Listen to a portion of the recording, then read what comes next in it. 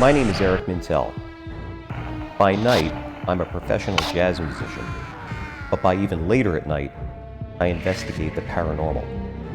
I, along with my team at Bucks County Paranormal Investigations, travel the country investigating all things paranormal. This is Bucks County Paranormal Investigations. Hi, ladies and gentlemen. It's Eric Mintel with Bucks County Paranormal Investigations. The interviews, really great show. Not only do we have Bill Burns in the studio with us today, we have a retired Tech Sergeant, U.S. Air Force, Jim Penniston, who I have been following Jim's career for years, and this incredible case, the Rendlesham Forest UFO incident. And of course, I'm sure a lot of you have heard of this, but to hear it from Jim today is just an honor. And Jim, thank you so much for being with us today via Skype. It's my pleasure, Eric. I'm so happy to be here. Actually, I was looking forward to this one. Cool. Thanks a lot. Well, you know, Bill adds to it, too. We have known Bill for, I don't know, a couple of decades, and I never had him interview me either, so hey, no questions. Well, here we go. You're getting two for one here. But we're glad you're here. Jerry. You know, and it's I know you you've had an incredible career, in our military, and thank you for your service.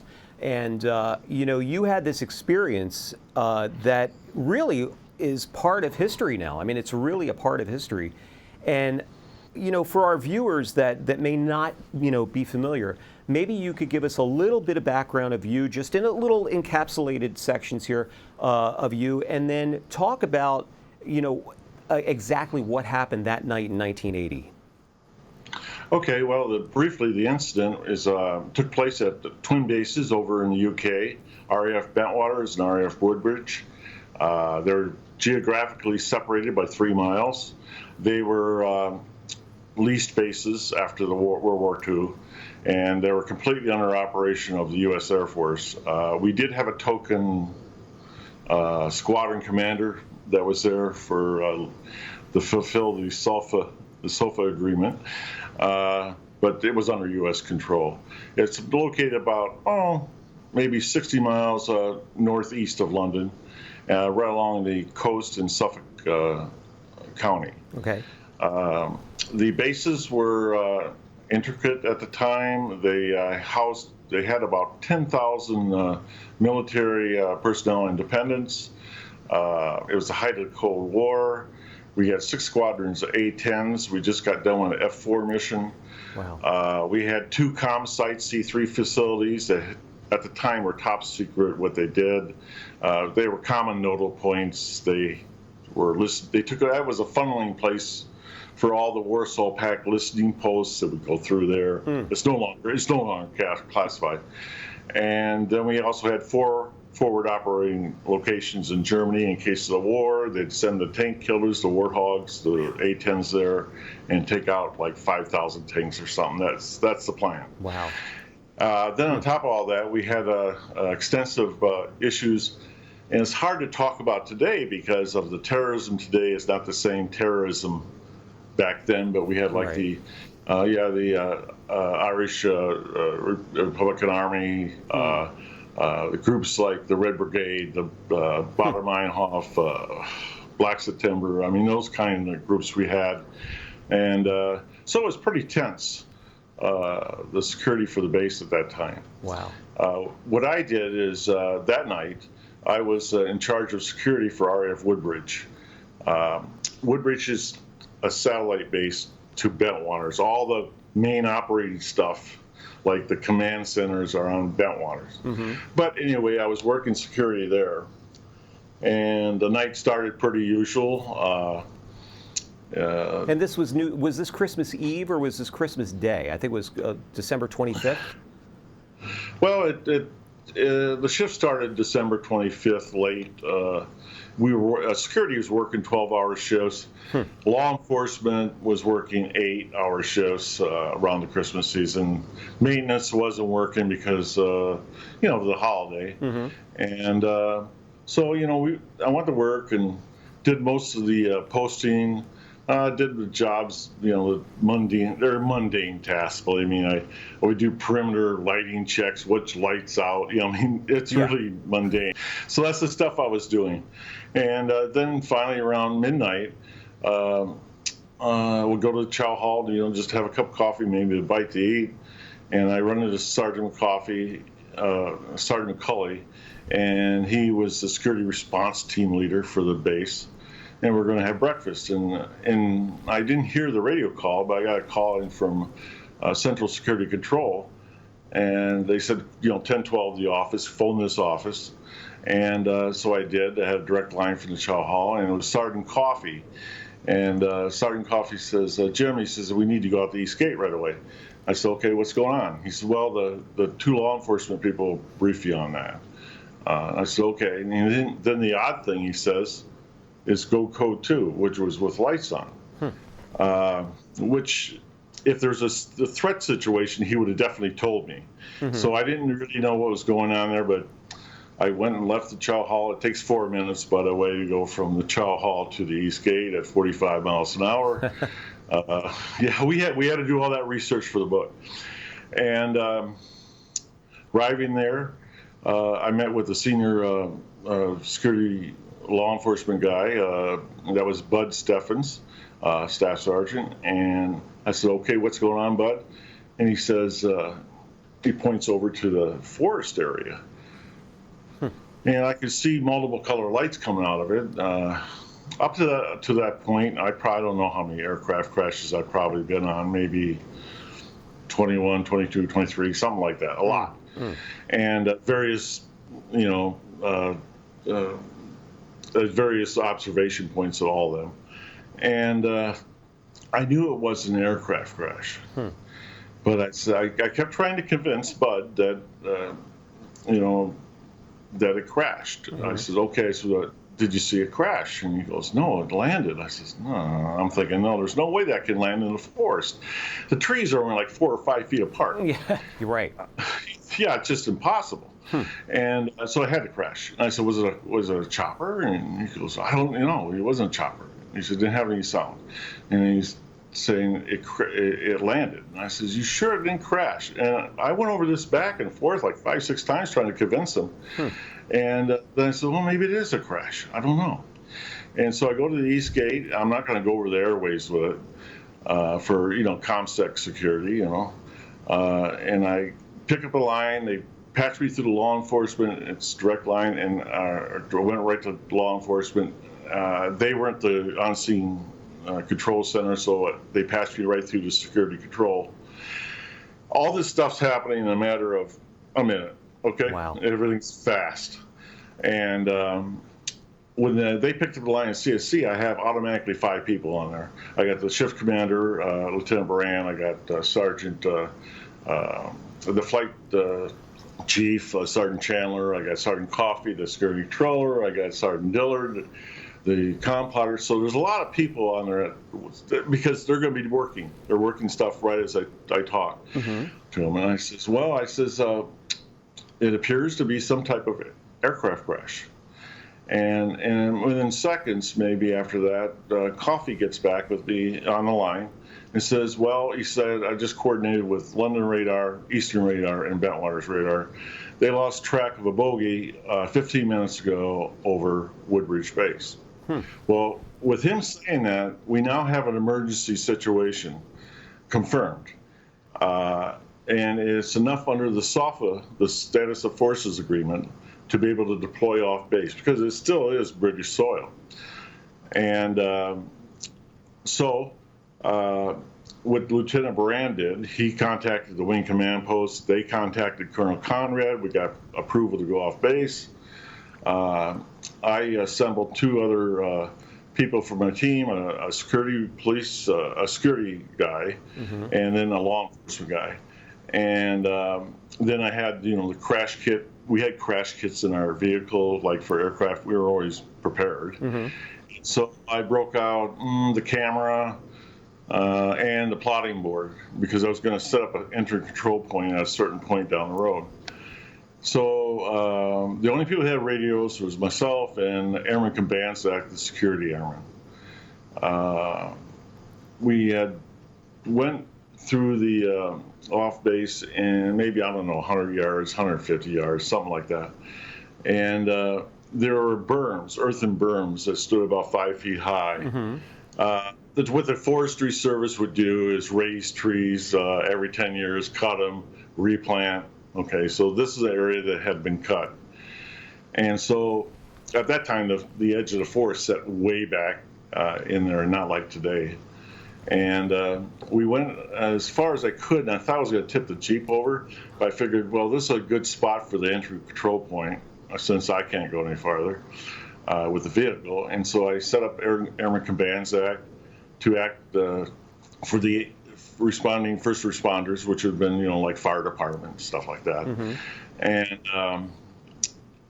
we were also I was also getting radio difficulty, which is impossible there, by the way. We have repeating systems all over the bases.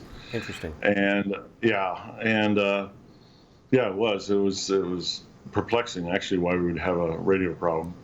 And anyway, at that time, Sergeant Chandler from the other side of the base, Bentwaters, was traveling. He was going to take over command of Woodbridge in my absence. And so he got the East Gate, and myself and the other law enforcement airmen deployed on foot up to the forest, the edge of the forest. And you're still As we thinking, got closer, you're still thinking at this point it's still a crash, right? You're still thinking. Excuse me for the water. Yes. What I was doing is I actually implemented security response option for aircraft crash. So I'm running the checklist for that in my head. Right. Because that's what you do. You train and yeah, okay. And but the coloring wasn't right at all. For example, over the canopy of the forest was a white, bluish, gray bubble. Okay, obviously it had to be from light or something like that. That was a little bit odd because you wouldn't see that usually with an aircraft crash. You'd have actually the coloring from the fire would be up there, and you'd have color like that. Then as we got closer, and by the way, I'm taking pictures. I'm taking the pictures right now because this here is, I'm figuring I'll start seeing parts, pieces of the craft, as we got closer, but that wasn't the situation. As we ended up getting toward the edge of the forest, the coloring had somewhat dissipated down, and it was more of a white, bright light. As we entered the forest and over the berm, there was a bright flash of light. The bright flash of light, a reaction was to hit the ground, thinking it was an explosion or something like that. And there wasn't an explosion, no noise, nothing. And once I gained my wits on me over that, I got back up, brushed myself off. The other airman's about 25 feet away from me, behind me to my right. And I was feeling sensations that normally you don't have. I started writing things off as maybe adrenaline or something like that, but I knew that wasn't it. Things like I could feel like static electricity on my face and skin, hair. Then as I came closer to the berm, I wanted to get up and look over it. My movements became labored. The best way to describe it would be, like walking through a pool of water waist deep. Okay. That type of labor, like draggy type. It's called the Oz effect, right? It's the heavy static electricity envelope that really slows down everything. It's like it's slowing down all the neurons in your body. Yeah, well, I wasn't aware of nothing like that, Bill. And I tell you what, I was pretty concerned about it because it just wasn't normal. And anyway. the other oddity was, and I'm probably about from the edge of the berm to where the light is over it, maybe 15 feet away at the time, 20. It wasn't very far, and I wasn't hearing no sounds. I couldn't even hear my feet breaking the branches and the debris on the bottom of the forest floor, which is it was more than I was more than concerned with that. Believe me, it just nothing made sense, and I was trying to rationalize everything. I get up over the berm. I see a bright white light that starts to dissipate. It's slowly getting smaller and not as bright. And I'm just standing there, and as it gets down to a certain point, a structured craft forms, a triangular craft. And finally, the light that was all around it is gone. There's some little white light coming out of the bottom of it. But in the fabric of the craft, there was globular type color that was running sporadically through the skin of it. And then that speed started to slow, and then that went into, it finally disappeared, and all that was left is a black, opaque craft. The physical effects, like the labored movements, started to dissipate, especially after I went over the top of the berm. I look over to the right, the other airman's outside the sphere, what I call the sphere of influence, this immediate area around the craft, which measured out maybe 15 feet. It was like a bubble. And anything outside of this bubble, was, because I think the effect of the light was caused it to look like everything was enveloped in the light, but it was really just the bubble itself. I call that sphere of influence because weird things happened inside there. I had theories about it afterwards on that, but the only thing I could rationalize with it was probably at that time it was like it was out of sync. Okay, the area around there. And maybe time, space, I don't know, I'm not a scientist. But it seemed like it was trying to catch up with real time. The sphere was there, it was still there, even though the electricity and the light had all kind of dissipated. That bubble was still there, and the other airman was outside of that bubble. So you were like right in that charged area. Right. Yeah, and here's the weird thing, Eric, is when I looked over at him, he seemed motionless. He was just standing there. I don't know if he's scared to death. I don't know. I didn't know what. Probably both. So I don't know. I just didn't have time for it. It's not that I didn't care about my team member. It wasn't. You were in awe of the whole thing. It wasn't important. Yeah. Well, no. At that point in time, I don't know. Awe is a nice way to put it. Or just want to understand it. So I go ahead and I get on the radio. I terminate the SRO, security response option for downed aircraft. I implement a security response option, which is called a helping hand situation. It's a security up-channel report. The central security control goes to wingman, command post, ram sign, use safety. It goes all over, saying that there's a possible hostile threat outside a airbase that houses A and C resources. That's what I implemented, because I was in fear. Obviously, what is this thing doing outside of the largest tactical fighter wing in the Air Force at the time? I mean, there's something not right about it. Right. It's got to be hostile. That's my first thought. Of course, I'm not receiving nothing back on the radio. I'm just transmitting, but I hoped that they would hear my transmissions.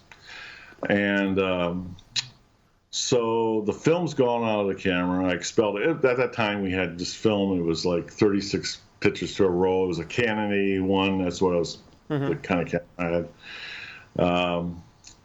So the only thing I said, well, I started wondering about my own safety. Am I going to survive this? I didn't know. I said, well, I better go ahead and do my job. If nothing else, do your job. to get as much information as you can, write it down, continue to make transmissions, and hopefully you give enough information to headquarters where they can make a determination or something like that, or at least be aware of it. And so I started doing things like... Yeah, you made descriptions. Sorry, you made you started drawing descriptions of the craft, and that's been all documented of what you were seeing in real time. Yeah, I had real-time notes, yes. I mean, first of all, one of the things I am really confused about is that, okay, this triangular craft and it has a dorsal fin on it, and it's completely smooth, and then I started looking for things that aircraft must have to fly. Yeah. They gotta have these things. One of them is flaps, didn't have any. It had to have intake, it didn't have that. It didn't have no exhaust. It didn't have no crew. Well, it doesn't have to have crew compartments. Back then they did. And I was looking for those type of things, Arians, things like that. Then I looked underneath the craft because there's still that white light coming out from under, and I see no landing gear. It's sitting about 3 feet off the ground, and then there's indentions in the ground with light. So it can't, I'm using the term light, but it's a technology I didn't understand at all, and so I'm still thinking it's floating, because even though it had the markings in the ground, and it's frozen ground, so it was in there like 1.5 inches, 2 inches. I mean, it was solid frozen ground, so it was pretty heavy. And we have proof of that now because they took the impressions themselves of that of those impressions in the ground. It was very hard packed sand, a very hard packed ground. So the impressions of the plaster casts are still in existence.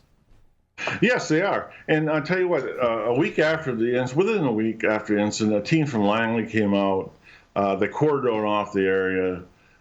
They did tests. I mean, the air temperature at 32 to 34 degrees, and the ground temperature, they estimated it was 7 tons. I mean, they had a team out there that figured all that stuff out.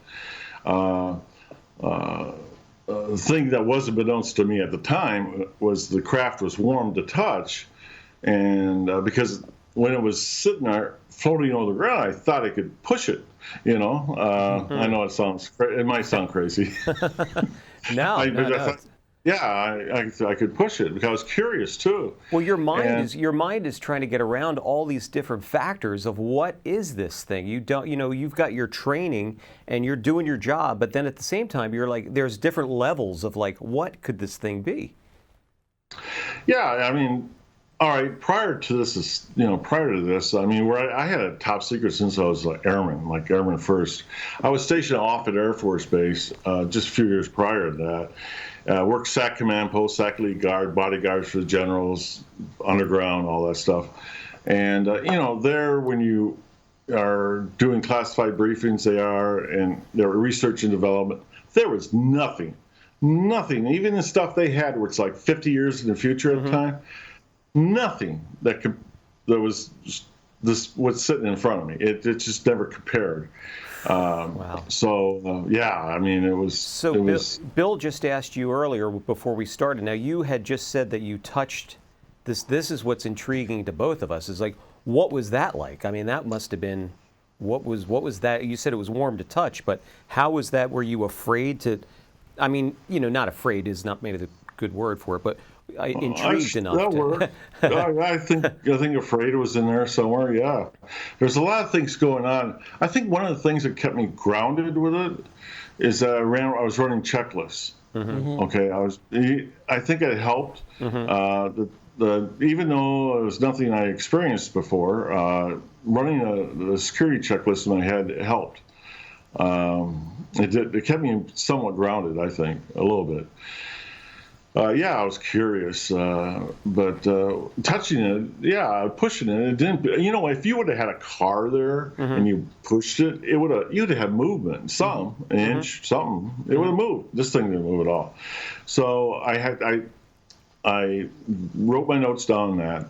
I figured I'd go ahead and try to put size in that. So I pasted it off. I have a 3-foot stride, so it's 9 feet long. It looks like it's all the same on both sides, all 3 sides anyway. And no sound, I stand right? about 6'2". Wow. Oh.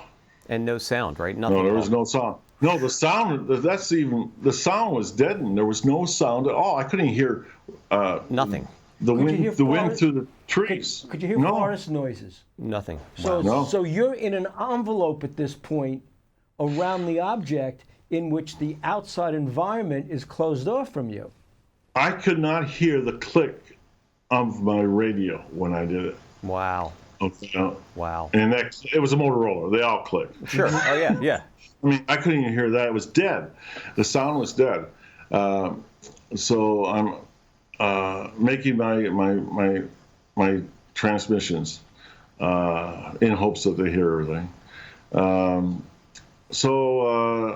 standing about 6'2". I'm trying to get my position. And I said, this looks about 6.5 feet high. I write that down. I start doing a 360 of the craft. As I walk around, I feel from panic, fear, awe, all this stuff. I see what's possibly looks like writing on the sides of the craft. And I felt relieved to see that. I said, there's some kind of writing. Well, because I know this is nothing in the U.S. Air Force inventory or in a prototype. I know that. And let's face it, we are the best Air Force in the world then and now. The Russians don't have our technology. The Chinese don't. They don't. No, I don't know about the Chinese today. They could. I don't know. But not back then. Right. So as I walk around to it, and I'm running my hand on it because it looks like black glass, but it feels like metal. I mean, there's no rivets or nothing like that. It's just completely smooth. So, I'm still fascinated by it. And then when I get around with what I thought was writing, turns out they're like what I call glyphs. And I didn't know what to think of that. I said, wow. And I said, well, it's not writing, because I was looking for obvious, nice, relieving things like it would say NASA or experimental or Russian, anything. I mean, anything on there would have been great for me. I would have been okay with it. So the text was not Cyrillic, right? So you knew immediately that it wasn't Russian. And so it was more of a hieroglyphic type? Yeah, that's what I came to a conclusion of. That it seemed more like a pictorial type drawings. The only thing I could even fathom it could be is maybe like related to Egyptian or something like that. But I'm no expert on it. I'm sure it's something I've seen somewhere before. Like with the hieroglyphics, it would be something like that. I'm guessing. Okay, I'm trying to rationalize. I'm guessing. Pictographs, right? Yeah, pictographs would be probably more accurate. So then they measured. I'll tell you, 5 inches high, 4 to 5 inches high. The writing on the symbols, and they're about 3 feet long, spread out. And they had a circular one that was triangle above the other ones. So I run from the smoothness of the craft, feeling it, to where the first glyph is, and it's like going from completely smooth to maybe like sandpaper. That's how it felt. The actual etching, it felt like it was etched in. And so I ran across those on the bottom and walked around, still taking notes. And I said, I'll do another 360. So I did another 360 walk around, and of course at this point I haven't died. It hasn't exploded. So I felt a little bit better and more comfortable than I did initially. And then I said, well, that's a fascinating symbol on there. The one on the top was a circular one. It was a larger one, and it had a triangle and had 3 little thing, so I wrote, what that looked like. And I says, well, I was going to feel it. And I put my hand on it. Was the circle in the triangle? The triangle is circled. Okay. Yes. So when I touched it, there was a blinding white light. I mean, I can't see anything else. All I see is this white, bright light. And then during the course of it, I'm seeing all kinds of flashes of ones and zeros. Okay. And yeah, I mean, I'm stunned. And then I don't know what happened, if it was for 10 seconds or what. I gained my wits with me, and all I did was just lift my hand back off and stopped immediately. Wow. So when you say ones and zeros, were the ones and zeros in a linear? Was it a linear, a strip going across your vision, or were they sequential? They were like a full page flashing. Okay, there was a lot of them. Yeah. And you wrote those down. I mean, you wrote those in your notes. Not there. Later on. There. Right. No, I didn't even know what really happened there. All I know is that there wasn't light. I know that for a fact because the forest was dark. And if you had that kind of bright light in a dark forest, you'd have no night vision. I immediately had night vision again. I mean, so it wasn't light. I'm just equating it as light because I don't know what to call it. But I figured that, I'm not going to touch that again. I didn't touch the craft again. And and as I came back around, then I seen movement within the craft again, some globs of light starting back, and then I seen brighter lights underneath it. So I got back down on the ground in a prone position. Matter of fact, I ate dirt. I thought I activated something, or something was going to blow up or something like that. I didn't know what was going to happen. And instead of blowing up, though, it just powered up with movement and more light, and it lifted a little farther off the ground, and then it moved back to the trees. Remember, it cannot go through those trees, okay, because they're only 4 to 5 feet apart. Right. And this thing measured 9 feet. I know that for a fact. I paced it. It moved back through those trees, maybe about 15, 20 feet. And then it rose to the top of the trees. And by the way, when it's doing this, there's no sound, no air displacement at all. You got to have air displacement. I mean, how does it do that? When it hit the tops of the tops of the trees, did you hear anything from the trees? Like branches rustling, cracking? I don't remember. Because we know there was damage to the trees as the object ascended.